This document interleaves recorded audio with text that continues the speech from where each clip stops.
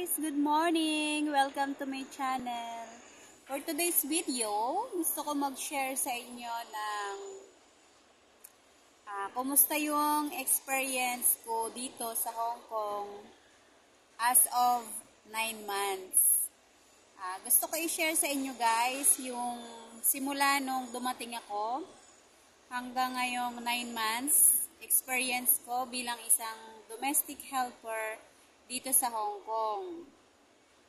In my case guys, meron akong alagang newborn dun sa mga first timer na gustong mag-apply dito sa Hong Kong. So, itong experience ko guys, i-share ko sa inyo dahil ako ay may alagang newborn. Para kahit papano, meron kayong idea kung paano nyo i-manage yung trabaho nyo plus baby. Dumating ako dito guys, March 2. Then, kinuha ako ng employer ko, March 5. And then, nanganak si Madam ng March 8. Kasagsagan talaga ng panganganak ni Ma'am bago nila ako kinuha. Then, kapag kayo guys ay merong newborn at kapapanganak lang ng inyong madam, asahan nyo na sobrang magiging busy yung mga first month and 2 months nyo. Kasi sa first month and 2 months, dyan kayo magpapainit ng mga pampaligo ni madam. Dito kasi guys, meron silang parang mga herbal na basta herbal medicine, yun siguro yung tawag nila. Pinapakuluan yon and then ipanliligo nila. So, sila na rin yung nagpapaligo sa sarili nila. Hindi na sila tinutulungan nung Chinese helper. Kasi dito guys, ang mga taga Hong Kong, kumukuha sila ng Chinese helper kapag bagong panganak. So, yung Chinese helper, sila yung magpapaligo sa baby, magpe-prepare ng pagkain nila, tuturuan sila kung paano paliguan yung bata. So, ganun yung nangyari sa amin. And then, nagpapakulo ako niya ng 2 kaldero na herbal ni Madam para sa kanyang pagligo. And then, kinukuha ko rin ng pampaligo si baby. So, in my 9 months guys, never pa akong nagpaligo kay baby. Ang gawain ko lang kay baby ay magpalit ng diaper, padidein siya, and pakainin. So, yun. Then, pagpatak ng 2 months, aalis na yung Chinese helper. So, kailangan mong matutunan lahat ng gawain ng isang Chinese helper. Kagaya ng cooking. Ako guys, cooking 1 month, marunong na ako magluto ng mga pagkain ng Chinese. Kasi tips ko sa inyo guys, kapag meron kayong Chinese helper na kasama, ilista nyo yung mga niluluto niya. Ganun yung ginawa ko. Meron akong isang notebook, then nilista ko lahat ng niluluto niya. Sinusunod-sunod ko lang yung ingredients. Dahil medyo marunong naman ako magluto sa Pilipinas, mas madali na para sa aking matutunan yung Chinese recipe. And then, nagpaalam ako sa kanya dati na kung pwede kong videohan yung pamamaraan niya ng pagluluto. So, humingi muna ako ng permission that time. Pumayag naman yung helper. Kaya hanggang ngayon, yun pa rin naman yung niluluto guys. Alam nyo naman parang sa Pilipinas, paulit-ulit din yung mga luto. Wala namang pinagkaiba sa atin. So, magiging papel mo lang, tandaan mo yung mga recipe, pag-aralan mong mabuti, para matutunan mo kung paano lutuin yung mga pagkain nila. Then, pag bagong panganak guys, meron silang laging sabaw. Pinagluluto ng helper ng sabaw yung aking madam. So, ang ginawa ko, lista-lista lang. Hanggang ngayon, 9 months, lagi pa rin ako nagluluto ng sabaw. Ang sabaw nila dito, yun talaga yung matabang. Pero pagdating naman sa other food, same na nung taste natin. Hindi naman totoo na sila ay laging gulay lang. Ang nangyayari dito guys, lagi silang may gulay kada kain. Pero more on meats. Karne ng baboy, ng manok, ganyan. Ako, in my case, nauumay na ako guys. Araw-araw talaga yan, walang palya. Puro kami karne. May kati-kati na nga ako dito, oh. Sabi ko, paano na lang kaya ang katawan ko nito? So, nagwo-worry ako sa health ko dahil puro nga karne. Nakakatakot bilang isang DH, baka pag uwi mo, meron ka ng sakit. So, hindi lang ako ang ganong case, guys, na puro karne yung ulam. Halos lahat ng mga DH dito sa Hong Kong, yun din yung problema nila. Puro daw karne, walang gulay. Kung may gulay man, ang gulay nila, yung choy sam. Ang choy sam, madali lang yan, guys. Tuturuan kayo kung paano lutuin. Then, everyday, ganun na lagi ang luto niyan. Then, pagpatak ng 3 months ko, guys, si madam ay back to work na. So, yung naging situation ko doon sa 3 months na yon, kami na lang ni baby. So, akin na lahat ng gawain, alaga ng baby. Pero paligo, never talaga. Naliligo si baby around mga 9 p.m. pagdating ni sir. Si sir yung nakatoka doon sa pagliligo ni baby. And then, meron lang binigay si madam ng list of my daily routine. Yun yung ginagawa ko araw-araw. Wala naman silang sinabi na tapusin mo lahat ng nakalista dito. Pero ako guys, tinatapos ko yung routine ko. Kaya ang nangyayari guys, hanggang ngayon, wala na akong rest. Kumbaga, pasilip-silip na lang sa cellphone. Pero yung tatawagin mo, mag-rest ka ng 30 minutes, hindi ko na nararanasan yon. Kasi, pag may baby kang alaga, napaka-busy ng schedule mo. Ito yung routine ko everyday, i-share ko na rin sa inyo. Gumigising ako ng 7 a.m.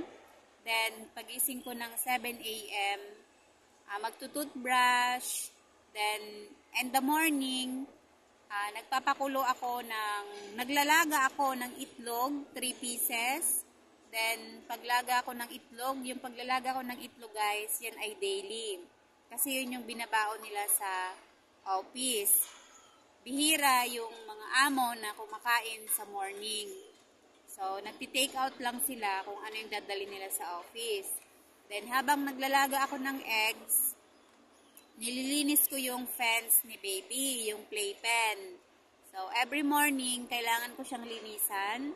Then, after ko malinisan, yung palaruan ni baby, yung mga toys. Yung mga toys, everyday, kailangan ko siyang linisan. Napakaraming toys. Halos doon nauubos yung oras ko kasi minsan maliliit.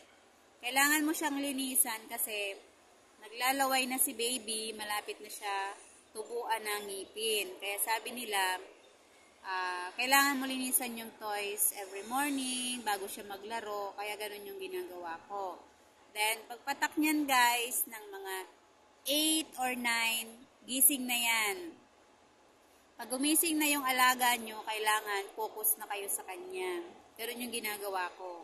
Pag gumising siya ng 9, kailangan nyo nang mag-drink ng milk. So, sa bottle pa rin naman si baby. Then, 8 or 9, ganyan. Then, 10 or 10:30, patutulugin ko na yan, guys. Pag si baby natulog na ng mga 10:30 or 11, yan naman yung time na kailangan kong magluto ng congee. 2 hours din niluluto yung congee. Ganun yung schedule ko. Then, habang nakasalang yung congee, ang congee guys ay yung lugaw. Yan yung pagkain ni baby. Kasi 9 months na siya, nagsimula siyang kumain ng 6 months. Pag 6 months, pinapakain na nila yan ng cracker. Para siyang rice na nagmi-melt daw sa mouth. So, yun yung unang kinain ni baby. And then, pagpatak ng mga 7, 8, 9, diyan na magiging busy yung schedule nyo. Kailangan nyo na ipagluto yan ng lunch and dinner para sa kanyang ponggi. So, yun yung experience ko guys ha, para kahit pa paano meron kayong idea para pagdating nyo dito, kung mag-aalaga kayo ng newborn, siguraduhin nyo na prepare kayo kasi yan yung time na sobrang busy mo talaga. Diyan ka makakaranas ng wala ka ng pahinga, tuloy-tuloy. Okay?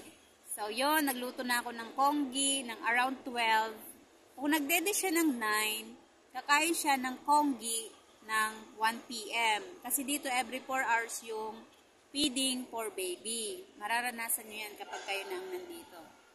Then, feeding kami niyan, mga 1 1/2, ganyan. Kasi sobrang tagal niya kumain, ang hirap niya pakainin, lalong-lalo na sa milk.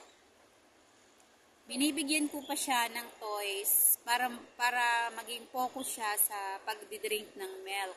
Kasi pag wala siyang nilalaro, nako, aabutin kayo ng siyam-siyam bago yan matapos magdede. Minsan nauubos yung pasensya ko. Nilalagay ko siya dun sa kanyang binabalik ko siya dun sa kanyang fence. Then pag medyo kalma-kalma na, magpapadede na naman kami. Ganun yung routine namin. Kahit sila hirap na hirap sila magpadede, ewan ko ba kung bakit ganun. Okay? Then pagpatak ng afternoon, sample, kumain siya ng 1 p.m. Mga 2:30, patutulugin ko na naman yan. Pag yan ay tulog guys, gawaing bahay naman ako. 2:30 hanggang mga 4, ganyan, gawaing bahay. Magmamap ako, maglilinis ako ng living room, maglilinis ako ng pintuan, maglilinis ako ng sofa, water the plants, ano pa ba? Yung bathroom, nililinis ko yan guys ng 2 times a week. So, kumukuha ako ng medyo maalwang araw kasi malinis ako sa bathroom ayaw ko ng madumi. Talagang nililinis ko siya ng ayos kasi medyo madumihin din ako. Gusto ko yung bowl. Bowl. Gusto ko yung bowl malinis. Ayaw ko ng kasi minsan may mga kalat-kalat na ihi ba. Ayaw ko umupo na madumi yun. Kaya kailangan linisin ko siya. Ang sabi lang naman nila ay 2 times a week. Kasi kung everyday yan, wala na. Hindi ko na talaga kakayanin. Then, mga 4, mga 4, gigising na naman yan. Pagpatak na naman ng 4, padidiin ko na naman siya ng 150 ml. Then, maglalaro kami niyan. Then, kailangan mga 5, patutulugin ko na naman yan. 5:30, ganyan. Kasi, around 4:30 guys, kailangan mo na naman magluto ng congee. Kasi around 6 or 7, kailangan niyang kumain. Ganun yung schedule ko. Then minsan sa hapon, nagpapaluto pa yan ng sabaw si madam. Alternate naman. Sample, nagluto ako ng Monday, magluluto ako ng Wednesday, magluluto ako ng Friday ng soup. Ganun yung pinapagawa nila. And then, pagdating ng 7, ipagluluto ko si madam. Darating na yan ng mga 7:30. So, siya naman yung aasikasuhin ko. Ipagluluto ko ng kanyang dinner. Kasi ayaw niya yung dinadala ni sir na pagkain galing office. Si sir kasi guys, nagdadala yan ng pagkain.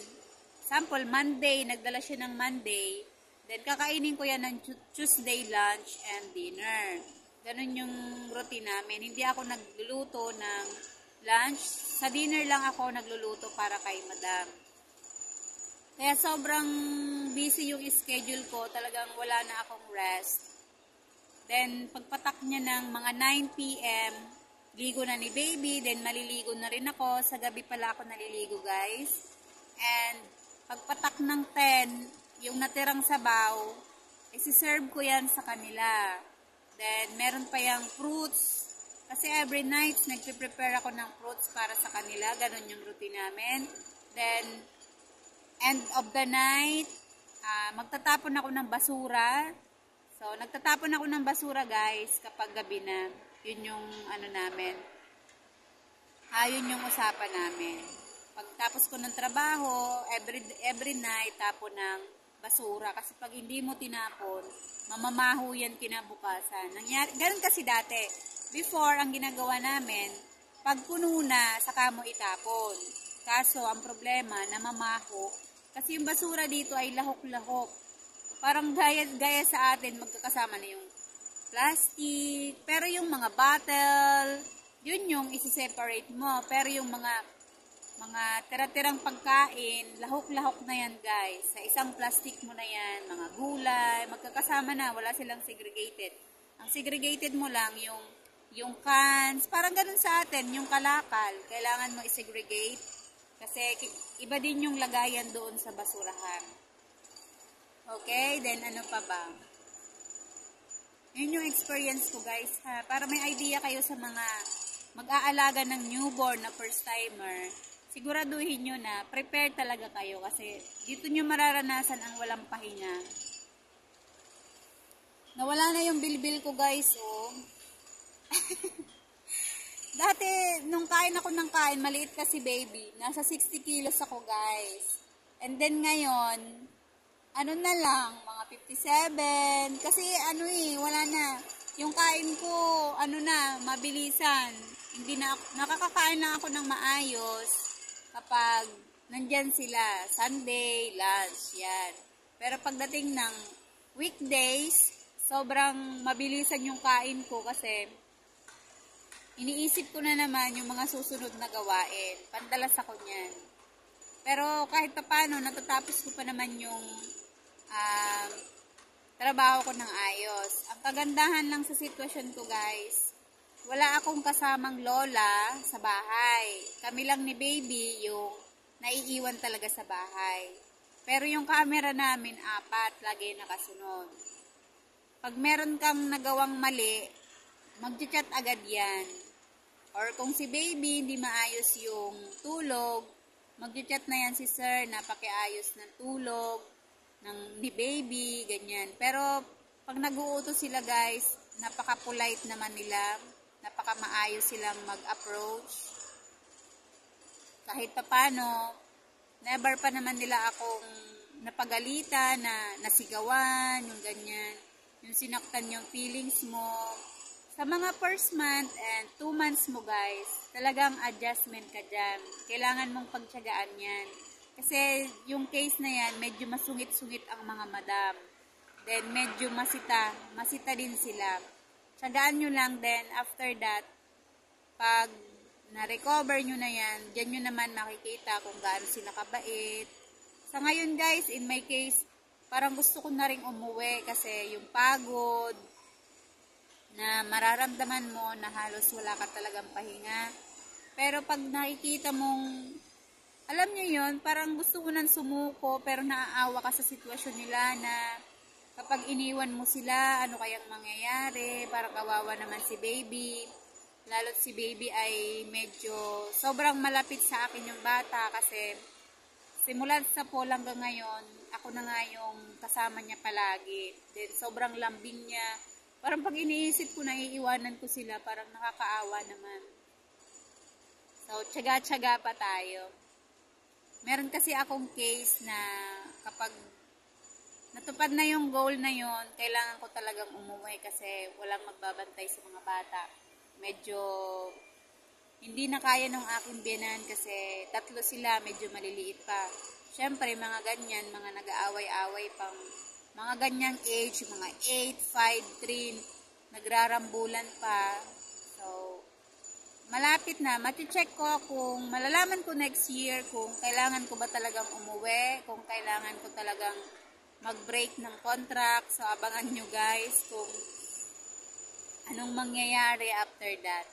Okay? Then, pinag-iisipan ko din kasi kung tatapusin ko yung kontrata ko kasi naaawa din ako sa kanila na iiwanan ko sila. Pero keep praying na kapag nag-break ako next year ay maiintindihan nila yung sitwasyon ko. Nakakapanghinayang din kasi sobrang babait nila guys. Lalo na ngayon, mas lalo silang mapagbigay at yung attitude nila, ganun pa din. Wala pa namang sabi kasi nila, sa una lang mabait yung mga employer, pero in my case guys, hanggang ngayon, mababait pa rin yung aking employer at pabait sila ng pabait. Then, yung mga lola, sobrang babait din. Maswerte din ako sa lola, guys. Kapag napunta yan sa bahay, laging may pasalubong. Ngayon nga, ang dami ko na namang dalang fruits. Binigyan ako ni lola ng banana, ng orange, and mango. Sa mango, guys, si sir laging may dala din ng mango. Everyday, kapag nagla-lunch ako, kumakain ako ng mangga kasi pampaganang kumain. Sa pagkain, wala akong problema, guys. Natatapos pala ako ng trabaho ko ng 11 p.m. Mas maganda na pag matapos ng mga 10. Maswerte na ako niyan 10. Pero more on 11 p.m. kasi hindi talaga madali ang may alagang baby. Sacrifice lang, guys. Okay, so ayan na. Na-share ko na yung nararanasan ko sa loob ng 9 months. So, yun yung experience ko sa loob ng 9 months ko dito sa Hong Kong. Hindi ko rin alam kung paano ko nakakaya yung daily routine kong gawain. Kasi basta meron lang ako, guys, list. Yun lang yung technique, guys. Mas maganda kung bibigyan kayo ng employer nyo ng listahan ng gagawin nyo para alam nyo na yung mga sunod-sunod. Kasi ako, pagtapos ko na yung isang trabaho, nilalagyan ko na yan ng check. Para kahit paano, alam ko na natapos. Kasi kine-check din nila yun eh. Mas okay din sa akin yung meron akong list of routine para kahit paano, alam ko yung mga sunod-sunod kong gagawin. Pero sabi nila, more on focus ka kay baby. Ganun naman yung ginagawa ko, guys. Okay, so sana may natutunan kayo sa na-share ko, guys. Mga information na pwede nyong maging trabaho dito pagdating nyo sa Hong Kong, ano yung magiging routine nyo, paano nyo pagsabayin yung pag-aalaga kay baby at gawaing bahay, pagluluto, mga ganyan. So, kailangan nyo lang ng time management para maging maalwan yung work nyo dito sa Hong Kong. Ito lang masasabi ko, guys, walang madaling trabaho ang isang domestic helper dito sa Hong Kong. Lahat talaga ay sacrifice. So, maswerte tayo at meron akong maayos na pagkain, meron akong maayos na higaan, ganon. Kasi yung ibang kababayan natin dito, hindi maayos yung pagkain nila, pinagdadamutan sila ng employer, minsan yung mga lola, sobrang susungit, sisigawan daw sila. So, nagtsatsaga sila para sa pamilya, meron silang maipadala. Kaya kayong mga kamag-anak, kapamilya ng mga domestic helper dito sa Hong Kong, guys, kumustahin nyo po yung inyong mga kamag-anak, hindi yung kung kailan sahod, kung kailan sahod, saka nyo ko kumustahin. So, ganun, guys. Kasi, yun yung kasayahan naming mga domestic helper, yung pangungumusta nyo. Ako, in my case, guys, kahit paano, okay naman yung communication namin ng mister ko. Kahit minsan, natutulugan na, hindi na kayang hintayin. Then, ang ginagawa namin ngayon, kapag sobrang late, nahihintay niya pa naman ako hanggang 10:30, 11. So, ang ginagawa na lang namin, pray. Mag-alternate kami ng pray ng aking asawa. Sako siya ngayon, bukas ako. Ganun yung ginagawa namin. Yun yung nagiging banding namin. Then, in the afternoon, sa mga bata, kung merong chance na makapagtawag, kahit 5 minutes, ginagawa ko yan, guys. Para hindi nila ako makalimutan. Kasi, syempre, bilang ina, malayo tayo sa mga anak natin. So, kahit paano, maglaan tayo ng konting oras, palusot ba, para kahit paano makita nila yung mukha mo. Kasi, syempre, mga bata pa, baka makalimutan tayo. So, ganun lang. Kumusta? Sa pamilya, kada weekend, rest day, nagtatawagan, ganun lang. Kaya kahit paano, kayong mga nandyan sa Pinas, kumustahin nyo lagi yung mga nanay nyo dito sa Hong Kong dahil hindi po madali ang pinagdadaanan nila. So, maswerte na lang talaga kung nakakakuha sila ng mabait na employer. Okay? So, ayan. Napahaba na, guys. Napasarap na yung ating kwentuhan. Thank you so much for watching. Please support my YouTube channel para lagi po kayong updated sa mga video na i-upload ko. Thank you so much. Bye-bye!